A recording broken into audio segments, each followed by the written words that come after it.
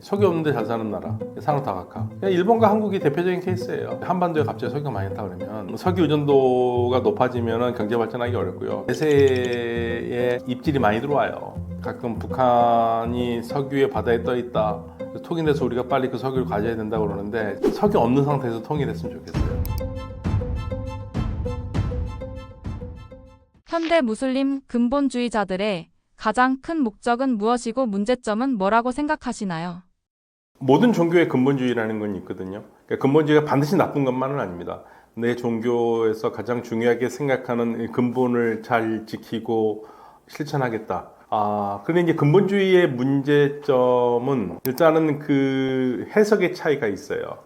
무엇을 근본이라고 부를 것인가. 그리고 그 근본을 가지고 해석을 할 때 이 사람들의 해석의 보편성을 가지고 있는가 없는가, 이 차이점이 있는데, 그래서 반드시 근본주의라는 것이 어떤 종교든 간에 나쁜 건 아닌데, 대체적으로 역사 속에 드러나는 근본주의의 형태들은 자의적인 경전 해석이라든지 신앙 해석으로 오히려 평범한 일상에서 사는 사람들에게 고통을 주는 경우가 많죠.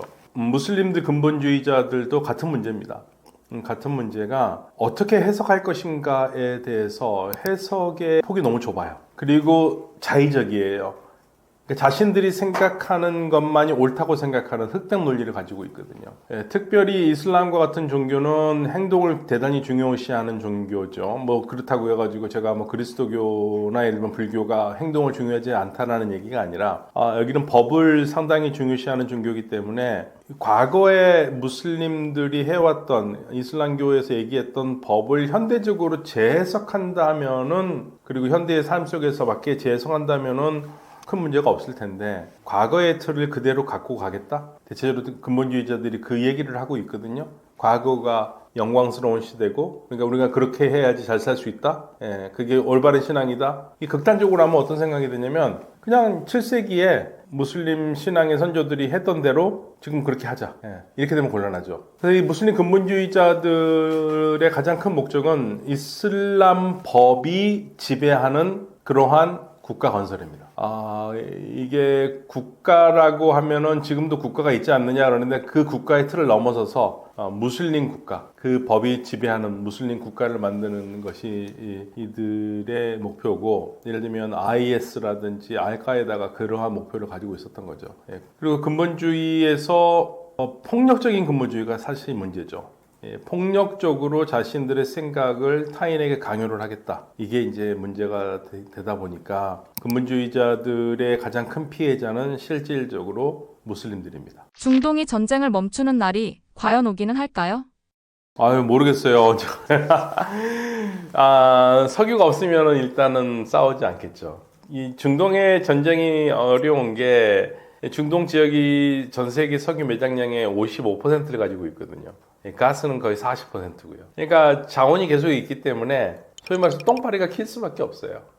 그래서 이 중동 지역 국가들끼리만의 싸움이 아니라 이게 외부 세력까지 들어오기 때문에 내전도 국제전이 되고, 그래서 싸움은 계속 잦아들기는 어려울 것 같아요. 두 가지 문제죠. 석유 자원의 문제와 그다음에 팔레스타인 문제. 팔레스타인 문제 해결이 돼야지만 이 중동에서는 평화가 어느 정도 올 텐데, 팔레스타인 문제가 제대로 해결 안 되면은 계속적으로 분쟁의 씨앗이 될 것 같고요. 석유도 그렇고요. 석유는 이 이권 다툼들이 있죠. 그러니까 예를 들면 시리아 내전을 가스 파이프라인 전쟁이라고 보는 분들도 있거든요. 그게 무슨 말이냐면, 시리아를 통해야지만 유럽으로 수출할 수 있는데, 그러니까 이란에서 이라크 시리아로 걸치는서 이게 유럽으로 가는 라인을 얘기를 했던 이란의 안과, 카타르에서 사우디아라비아, 시리아를 거쳐서 유럽으로 가는, 튀르키예로 가는 라인을 제안했다는 튀르키예하고 카타르, 이 두 안이 있었는데, 이란의 제안을 시리아 정부가 받아들이면서 이 카타르하고 튀르키예 눈밖에 나서 결국에는 전쟁이 난 거다라고 보는 분들도 있어요. 이게 자원의 문제가 계속적으로, 석유가 많이 안 난다 하더라도, 가스가 안 난다 하더라도 통로로서 역할을 하는 나라이기 때문에, 이런 나라들은 계속적으로 자원과 관계된 싸움이 될 수밖에 없는 좋은 예입니다. 중동은 어디서부터 어디까지이고 왜 중동이라 부르게 되었나요? 이 말 상당히 어려운 말입니다. 중동이라는 말은 20세기 초에 문헌 쪽으로 가장 활발하게 쓰이고 처음으로 우리가 썼다고 하는 게 20세기 초에 미국의 해군 전략가인 마하니 이 미들리스트란 말을 쓰는데 그 미들리스트를 어디 가르치냐면 지금의 인도 이란 쪽을 가르쳐요. 이쪽을 지배하는 국가가 세계를 지배할 것이다 라고 얘기를 했는데, 물론 그거보다 앞서서 고르든 장군이라든지 영국에서 19세기 말에 더 먼저 썼다라는 얘기가 있습니다만은, 그래서 아직까지 의견이 분분합니다만은, 문학적으로 우리는 이제 20세기 초에 마한의 말을 현재로서는 문헌적 근거로는 제일 처음이라고 생각합니다. 그런데 중동이라는 말 자체가 상당히 지정학적인 용어죠. 지리적인 용어가 아닙니다. 만약에 중동이라는 말이 지리적인 용어라면 우리가 뭐 레바논이라든지 월드컵 예선에서 붙은 나라들 있잖아요. 팔레스타인이라든지 이런 국가들과 축구를 할 일이 없겠죠. 지리적인 용어라면. 중동이라는 지역이 있고 아시아라는 지역을 따로 보기 때문에. 근데 중동 지역의 국가들이 우리하고 월드컵 축구 예선을 같이 하잖아요. 그 말은 무슨 말이냐면 여기는 아시아 지역이라는 얘기예요. 그럼 중동이는 중간 동쪽인데, 중간 동쪽 누구의 입장에서 중간 동쪽일까요? 우리에서는 그러면 우리 입장으로 보면 중서거든요. 서쪽에서 가장 멀게 있는 게 유럽이니까 유럽이 극서가 되겠죠. 중동은 중서 정도 되겠죠. 유럽의 입장에서 보면은 중동은 중간 동쪽이고 먼 동쪽은 극동이잖아요. 그리고 가까운 동쪽은 근동이고. 그래서 이거는 지리적인 용어가 아니다. 지정학적인 용어고. 유럽 사람들은 자신들과 가까운 곳은 근동, 그리고 이제 먼 곳은 극동, 그 어딘가 근동, 중동, 이런 식으로 애매하죠. 그래서 중동 국가라고 했었을 때 어디까지 중동 국가로 할 것인가도 문제예요. 대체적으로 사람들이 생각하기에 중동 국가 지역은, 중동 국가 있는 지역은 이슬람이 많은 곳이니까 이슬람이 있는 지역을 다 묶어보자 라고 하면 중앙아시아까지도 중동으로 가야죠. 중앙아시아들 다 무슬림들이 많은 국가니까요. 그래서 이거는 지리학적인 용어 아니라 지정학적인 용어입니다. 튀르키예가 사실은 문제인데요. 우리나라 같은 경우에는 외교부에서 지역을 이렇게 나눌 때 튀르키예는 유럽 쪽으로 분류를 하고 있어요. 근데 튀르키예가 없는 소위 말해서 중동 지역을 이해하기 어렵거든요. 왜냐하면 튀르키예는 대단히 중요한 중동 국가라고 우리가 보는데, 근데 튀르키예를 우리가 유럽으로 보는 이유 중에 하나는, 가장 큰 거는 사실은 우리는 중동으로 볼 수 있는데 튀르키예 쪽에서 요구를 하기 때문에 그래요. 튀르키예는 유럽을 지향하는 국가가 되다 보니까. 그러나 튀르키예는 근대 이전까지는 무슬림 문화권에서 제일 중요한 국가 중에 하나였고요. 그래서 뭐 튀르키예를 중동으로 봐도 문제는 없습니다.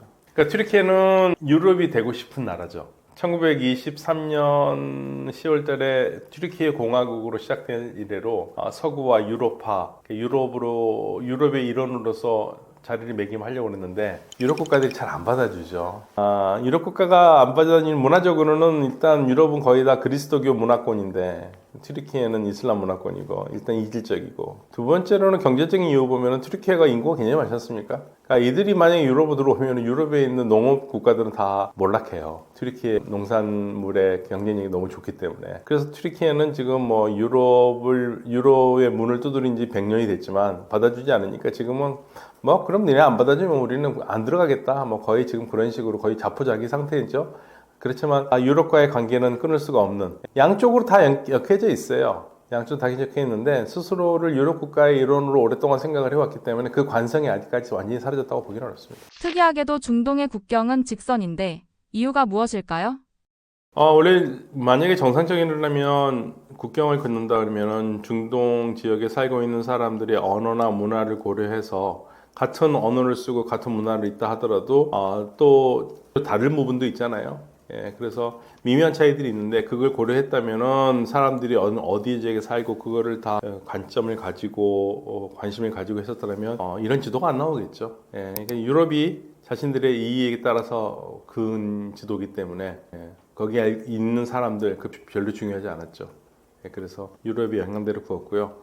특히 그었을 때 대표적인 경우가 이라크인데, 이라크는 원래 1차 세계대전이 끝난 다음에 산레모에서 협정에 따라서 국제연맹이 영국에 부여한 위임 통치령이에요. 메소포타미아 위임 통치령이었는데 이 지역을 영국이 결국에는 이라크라는 나라로 만들 때 쿠르드 지역까지도 포함한 겁니다. 그러니까 여기는 실질적으로 세 나라가 되거나 두 나라가 돼야 되는 지역이거든요. 아랍과 쿠르드로 나누던가 아니면 셋으로 아랍 순니, 아랍 시아, 쿠르드로 나누던가 했어야 되는 건데 쿠르드 지역에서 1927년에 석유가 발견이 되거든요. 그러면서는 그리고 그쪽 지역에 석유가 있다는 거 알면서 영국이 그냥 다 붙여버린 거죠.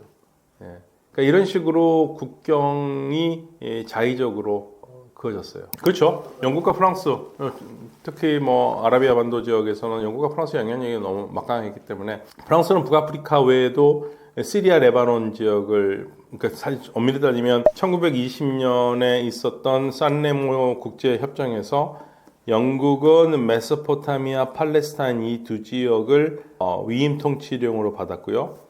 시리아 위임 통치령은 프랑스가 가져갔어요. 그래서 영국을 보시면 두 위임 통치령이 있는데 팔레스타인은 요르단강을 기점으로 해서 요르단강 넘어서라는 지역, 그래서 트랜스 조르단과 팔레스타인으로 나눴고요. 나중에 이 트랜스 조르단이 요르단 왕국이 됩니다.